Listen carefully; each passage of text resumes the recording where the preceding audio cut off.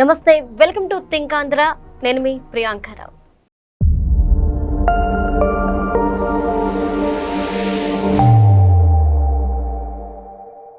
Elections వస్తున్నాయంటే చాలా మంది చాలా చెప్తూ ఉంటారు. అందులో ఇప్పుడు ఎవరైతే పంతులు ఉంటారో, ఎవరైతే జ్యోతిషులు ఉంటారో, వీళ్ళంతా కూడాను జాతకాలు చెప్పడంలో చాలా ఇంట్రెస్ట్ చూపిస్తుంటారు. ఈ మధ్యన కూడా చాలా మంది ఎవరు పడితే వారు చెప్తూ ఉన్నారు. ఈ నేపథ్యంలో కొంతమంది అక్కడ వైఎస్ఆర్సీపీ గెలుస్తుంది, ఏపీలో జగన్మోహన్ రెడ్డి తప్ప ఎవ్వరారు, ఆయనకి రాజయోగం ఉంది. ఇక్కడ కేటీఆర్ గారికి రాజయోగం ఉంది, కేసీఆర్ గారు గెలుస్తారు, ఈ విధంగా చెప్తూ ఉన్నారు. కానీ అంచనాలన్నీ తారుమారైపోయాయి. వాస్తవాలు చెప్పిన వాళ్ళు కొంతమంది, అవాస్తవాలు చెప్పిన వాళ్ళు ఎక్కువ మంది అయిపోయారు.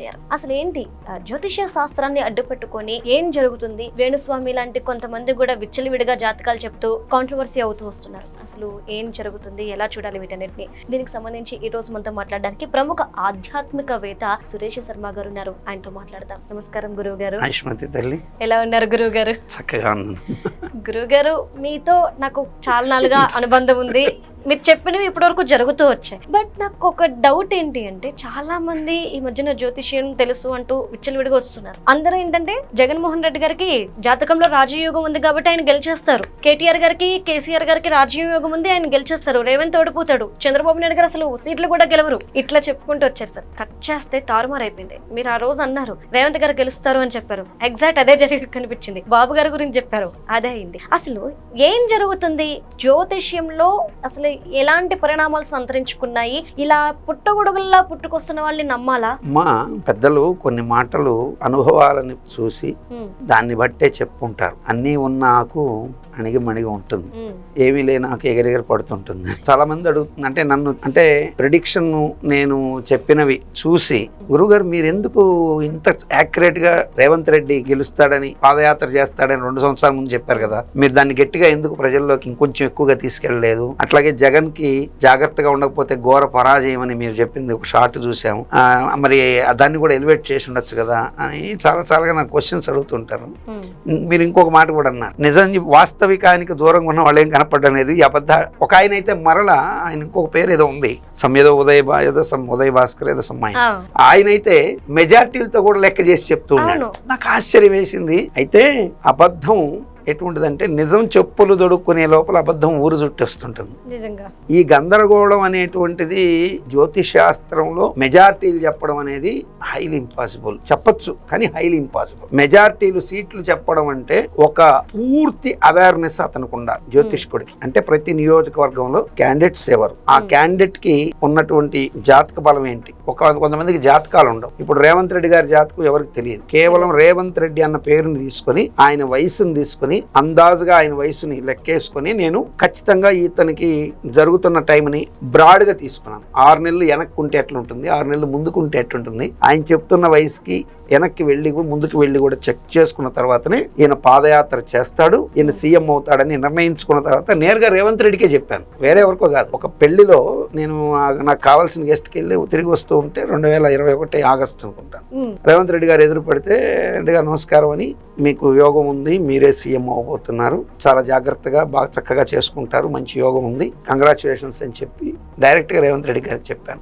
కోర్స్ ఆయనకి ఆ ఇంట్రెస్ట్ ఉండకపోయి ఉంటే మనం ఏం చేయగలిగింది లేదు, కానీ ఆయనకే చెప్పాను. అది యాదృచ్ఛికంగా జరిగింది. మనం ఎత్తుక్కొని వెళ్ళి ఆయన ఎక్కడో కూర్చొని ఉంటే నేను ఇంటికి వెళ్ళి నేను నీకు చెప్తున్నానని నేను చెప్పలేదు. ఫంక్షన్లో తారసపడితే చెప్పాను, నేను రిటర్న్ వెళ్ళిపోతున్నా, నేను వస్తున్నాను. సో అట్లాగే ఎప్పుడో ఒక కర్నూలు కేఈ కృష్ణమూర్తి గారి తమ్ముడి కూతురు పెళ్లిలో బాలయ్య బాబు గారికి కూడా జ్యోతిష్యం ఊరికే జస్ట్ చూసి, మీరు మహావర్చస్విగా ఉంటారు, మంచి పేరు ప్రతిష్టలు పెరుగుతాయి, మూవీల్లో ఇంకా మంచి యోగం వస్తుందంటే ధన్యవాదాలు అన్నారు అంతే, ఇంకేమనలేదు. సంతోషం అండి అన్నారు అంతే. అక్కడ సుమన్ గారు సినిమా యాక్టర్ వచ్చారు, ఆయనతో కూడా ఏదో చెప్పాను, మీకు మంచి యోగం ఉందండి అని ఏదో చెప్పాను క్యాజువల్గా. అయితే జ్యోతిష్యంలో అమరావతి అన్న పేరుని గురించి కూడా ఒక వీడియో చేశాను నేను. ఎప్పుడు అమరావతి శంకుస్థాపన చేసినప్పుడే ఈ ముహూర్తంలో కొన్ని లోపాలు ఉండడం వల్ల ఆ ముహూర్తానికి రాజ్య లక్షణాలు స్వల్పంగా మరుగున పడతాయి, అంతరించిపోవు.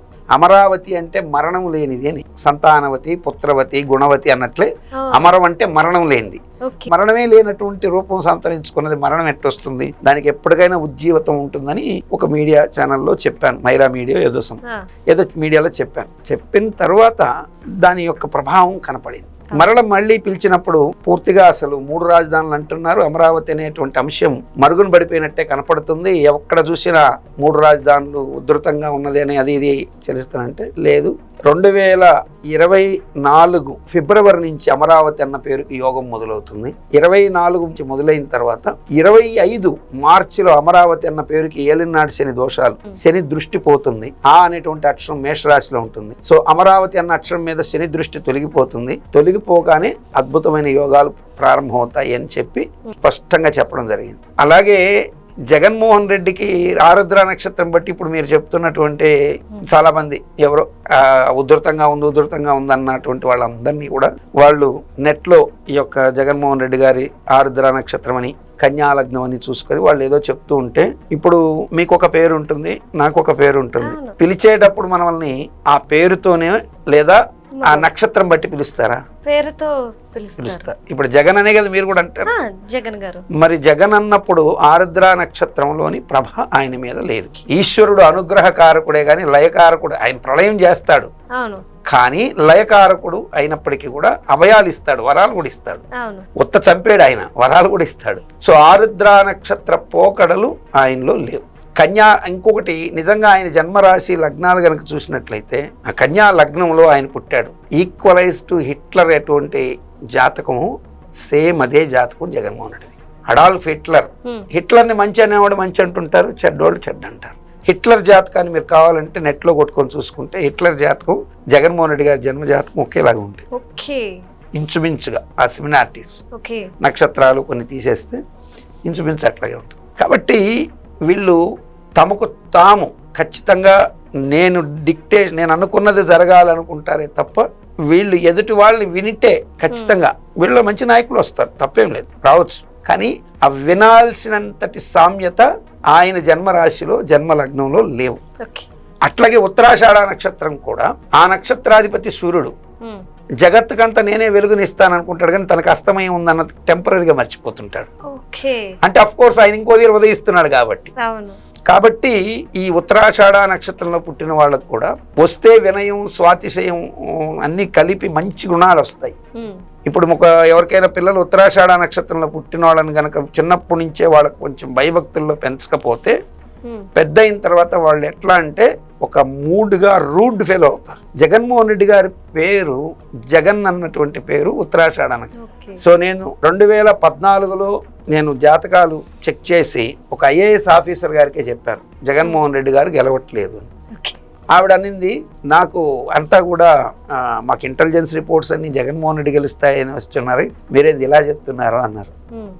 ఆఫీసర్ గారి పేరు కూడా చెప్తాను కావాలంటే, రత్నప్రభ గారు. చెప్పాను ఆవిడ పేరు చెప్పాలని నాకు ఇష్టం, కాకపోతే చెప్పాలి తప్పదు.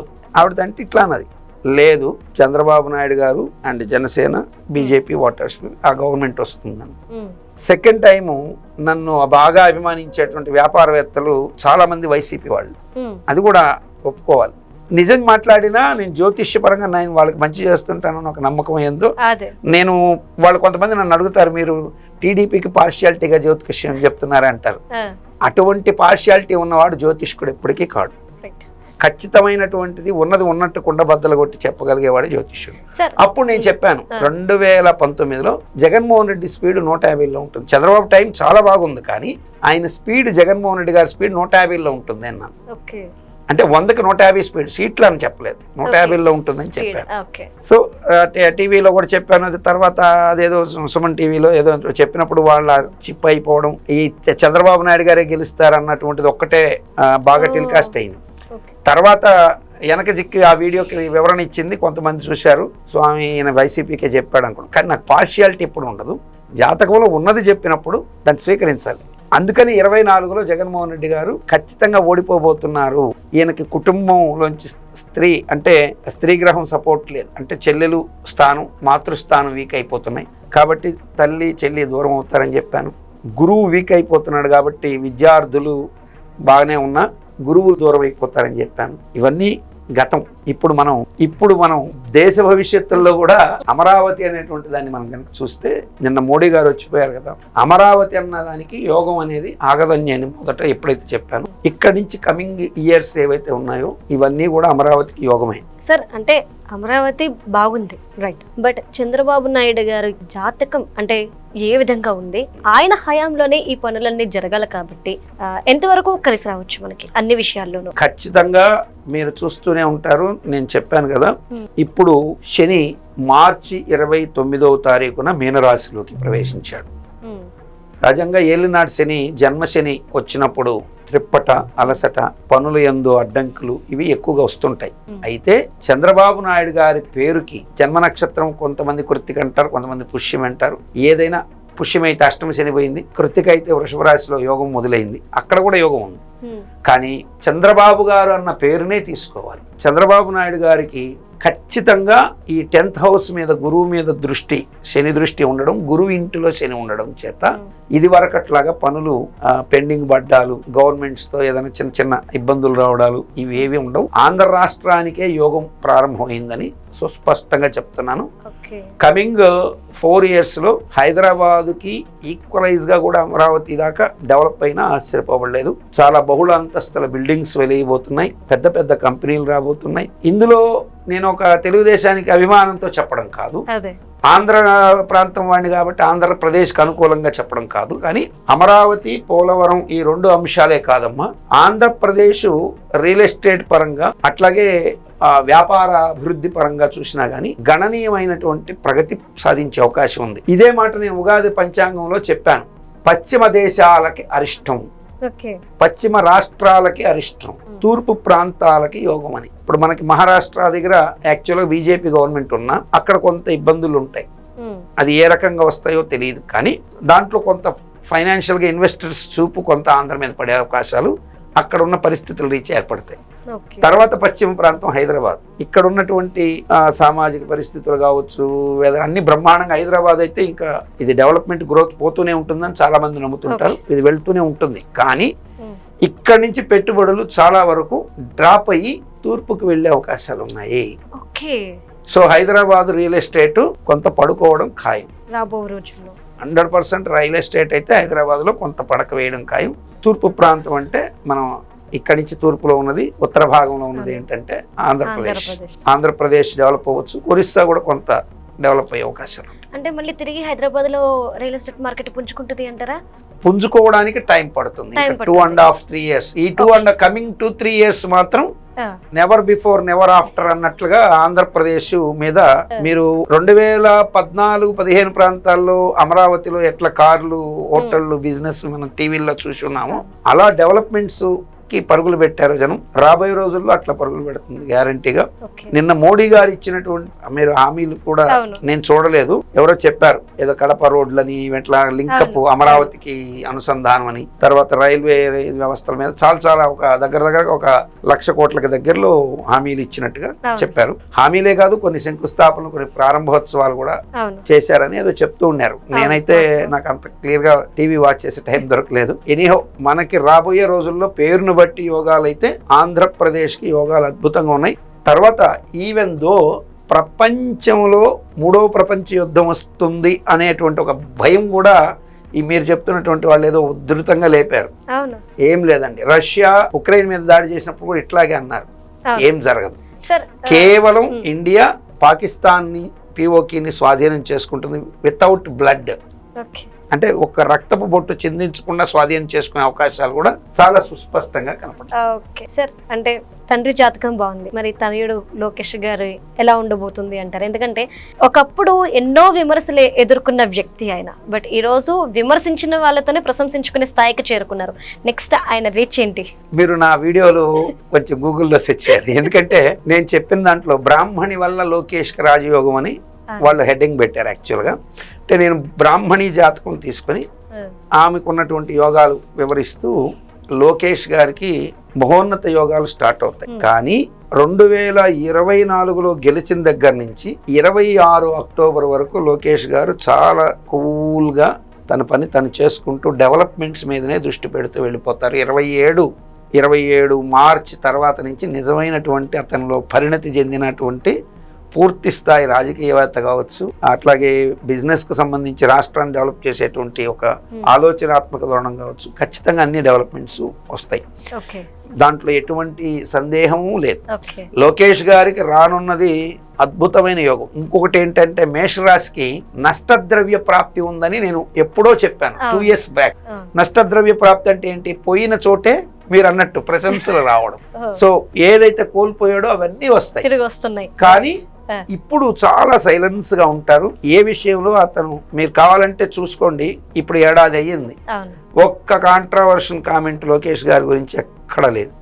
కూల్ గా పక్కన వాళ్ళు ఎవరో కొంచెం పించింగ్ చేస్తున్నా పని చేసుకొని వెళ్ళిపోతూ ఉన్నారే తప్ప ఉధృతంగా ఆయన ఈవెన్ దో తెలుగుదేశం సభలో కూడా ఆయన సభను ప్రసంగిస్తుంటే ఆయన కొంచెం అగ్రెసివ్ గా లేడు. మాకు ఏదో కింద స్థాయి వైసీపీ నాయకుల్ని రెడ్ బుక్ పట్టుకొని బెదిరించినంత స్పీడ్ లేడని చాలా ఉన్నా ఆయనకి ఆవేశం లేక కాదు, ఆవేశంతో పాటు సరైనటువంటి ఆలోచనాత్మక గ్రహమైనటువంటి గురువు కూడా అద్భుత యోగాన్ని ఇస్తూ ఉన్నాడు. కాబట్టి చాలా కూల్ గా, ఇప్పుడే కాదు 27 వరకు చాలా కూల్ గా ఉంటాడు.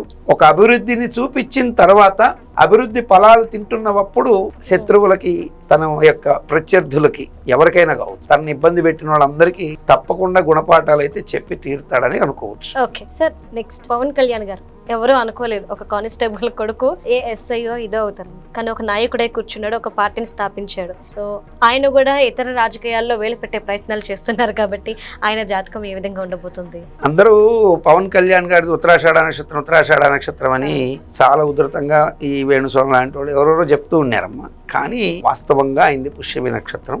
సో పుష్యమి నక్షత్రము కర్కాటక రాశి. అతనిలో ఆవేశం, ఆలోచన పాలు అనేటువంటిది 2023 జనవరి వరకు కూడా ఆవేశం పాలు 70%, ఆలోచన 30% ఉంది. అష్టమ శని ప్రభావం కావచ్చు, అష్టమ శని ప్రారంభం కాకముందు సప్తమం 7వ ఇంట్లో శని ప్రభావం కావచ్చు. రెండవది పవన్ కళ్యాణ్ అన్నప్పుడు ఆయన కన్యా రాశిలో ఉన్నాడు. కన్యా రాశికి ఉన్నటువంటి యోగస్థితి ప్రభావాలు, గురువు ఎప్పుడు వృషభంలోకి వచ్చాడో అక్కడి నుంచి ఆయన సరైన పరిణతి ప్రదర్శించాడు. సో సరైనతే అంటే ఇప్పుడు ఎవరు మనోభావాలు ఎట్లా ఉన్నా ఉన్నది వాస్తవం చెప్పాలంటే చాలా మంది అనుకుంటారు వితౌట్ జనసేన తెలుగుదేశం లేదు, వితౌట్ బీజేపీ తెలుగుదేశం లేదు, తెలుగుదేశం లేకపోతే బీజేపీ జనసేన తెలుగుదేశం. ఇవన్నీ చూద్ద తప్పు నా దృష్టిలో. జాతక బలం జనసేన బలం జనసేనదే. జనసేనకి ఇండిపెండెంట్ గా ఇప్పుడు వాళ్ళు ఒకవేళ నిజంగా పోటీకి వెళ్ళుంటే జనసేనకి ఆ సీట్ల కంటే ఇంకొంచెం బెటర్ సీట్లు వచ్చి ఉండేవి, నో డౌట్.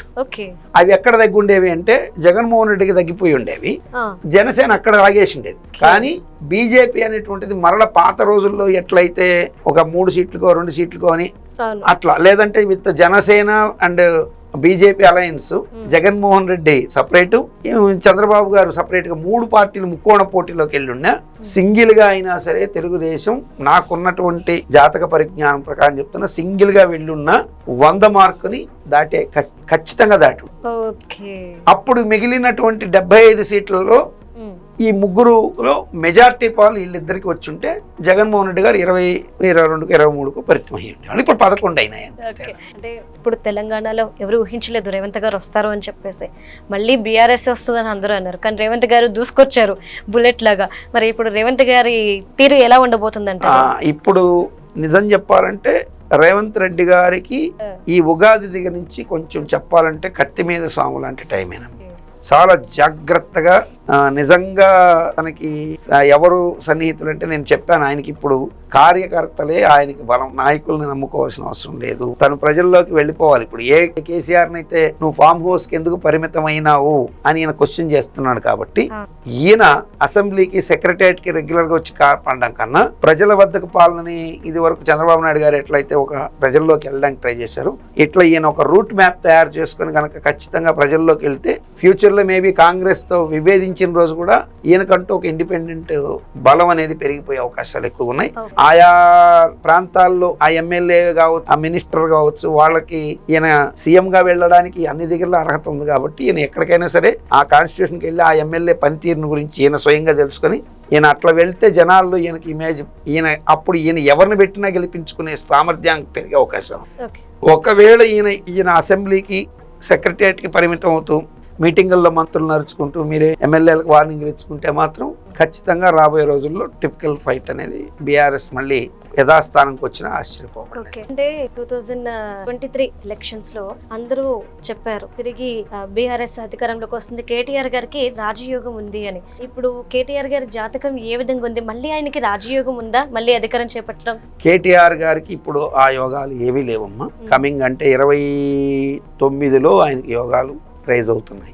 29 వరకు కేటీఆర్ గారి జాతకంలో ఆయన స్వయం ప్రతిభతో కొంచెం ఏదంకా తండ్రిని నుంచి వారసత్వంగా ఆస్తి కన్నా కూడా నోరును అట్లాగే జనాల్లోకి వెళ్ళినప్పుడు కొంచెం వాళ్ళకి ఆత్మస్థైర్యం ఇచ్చేటువంటి కొన్ని వర్డ్స్ పవర్ఫుల్ గా వాడడం ఇటువంటివి చేసుకుంటే తప్ప ఆయనకంటూ అంత భవిష్యత్తు అయితే నాకేం కనపడదు. So at the same time ఏంటంటే ఇప్పటికిప్పుడు బీఆర్ఎస్ ఈ రోజు ఎన్నికలకు వెళ్తే బీఆర్ఎస్ గెలుస్తుంది అన్నంత స్పీడ్ లో బీఆర్ఎస్ బలం అయితే ఉంది. ఆ రోజు లేదు బట్ ఇప్పుడు ఉంది. యోగం ప్రారంభమయ్యి కేసీఆర్ గారు ఓడిపోయిన తర్వాత ఆయన బయటకు వచ్చిన దాఖలాలు మనం చూడలేదు. రీసెంట్ గా ఆయన వచ్చి సభ పెట్టినప్పటికీ కూడాను ఆ ప్రశంసల పాలు కన్నా విమర్శల పాలు ఎక్కువయ్యారు. అసలు కేసీఆర్ గారి భవిష్యత్తు ఏ విధంగా ఉండబోతుంది? కేసీఆర్ గారికి శని అండ్ రాహు ఇద్దరు గతంలో మంచి యోగాలు ఇచ్చారు. ఇప్పుడు అదే ఇద్దరు చెరొక వైపు ఆయన్ని ఇబ్బంది పెట్టే అవకాశాలు ఖచ్చితంగా. సో దీనివల్ల తెలియకుండా మరింత నిస్పృహ, నిరాశ, బద్ధకం ఇవన్నీ ప్రబలే అవకాశాలు ఎక్కువగా ఉన్నాయి. కొంచెం జాగ్రత్త పడితేనే ఏదైనా మార్పు ఉండే అవకాశాలు ఉన్నాయి తప్ప అంత ఈజీగా అయితే జనాల్లో మళ్ళీ రావడం కష్టం. రేవంత్ రెడ్డి గారు కనుక కొంచెం హుషారైపోతే కష్టం.